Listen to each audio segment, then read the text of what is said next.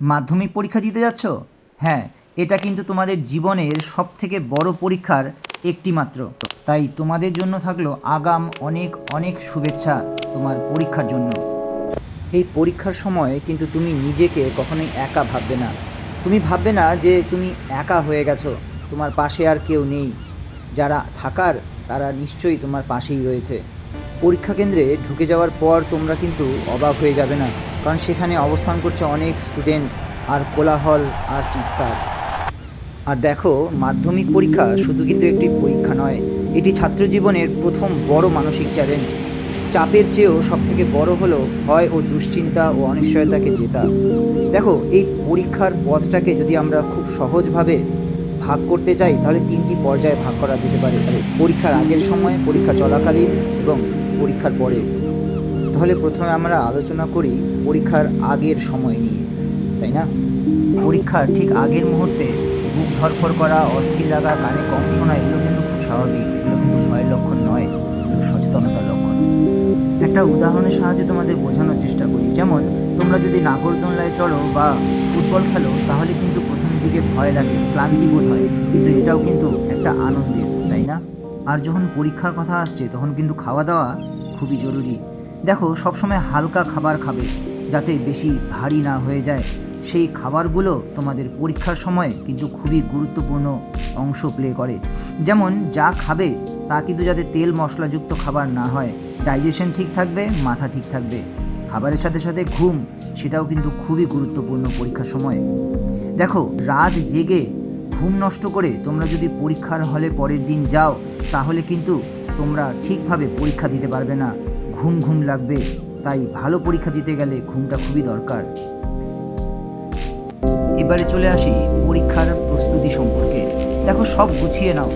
তোমাদের যা প্রয়োজনীয়, যেমন registration card, admit card, ID card, Aadhaar card বা ভোটার কার্ড, সেই সাথে সাথে 2-3টে রঙিন পেন, যেমন জলের বোতল এবং কিছু খুচরো টাকা হাতে রাখাটা খুবই দরকার।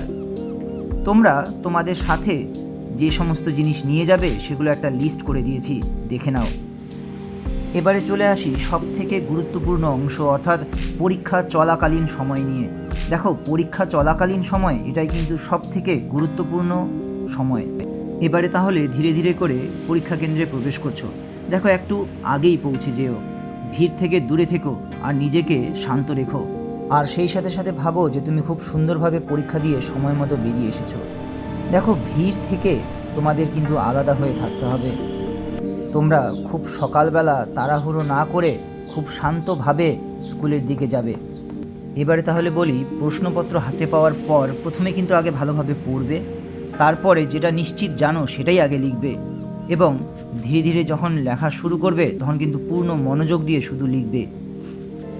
আর যেটা জানা আছে উত্তর, সেটাই কিন্তু আগে লিখবে, পরে কঠিনটা লিখবে।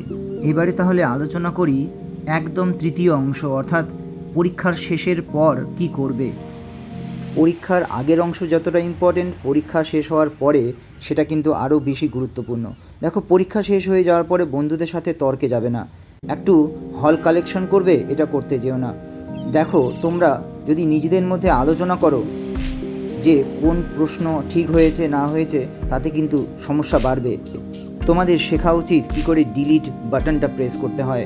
পরীক্ষা হয়ে গেছে, ভালো হয়েছে বা খারাপ সেটা নিয়ে আর চিন্তা করে চাপ বাড়িয়ে লাভ নেই। তাই চিন্তা করো পরেরটা নিয়ে। জানো পরেরটা কি? পরেরটা আসলে আরও বেশি গুরুত্বপূর্ণ। ফলাফলের দুশ্চিন্তা না করে পাশ করবো কি না এটা না ভেবে তোমরা এবারে ভাবো কোন স্ট্রিম নিয়ে পড়বে, কোন সাবজেক্ট নিয়ে পড়বে এবং কোথায় পড়বে। এগুলো কিন্তু আরও বেশি গুরুত্বপূর্ণ। কোন স্ট্রিম বেছে নেবে, এটা যেমন একটা বিশাল বড় প্রশ্ন, যা তোমাদের অনেক সময় নিয়ে ভাবা খুবই দরকার।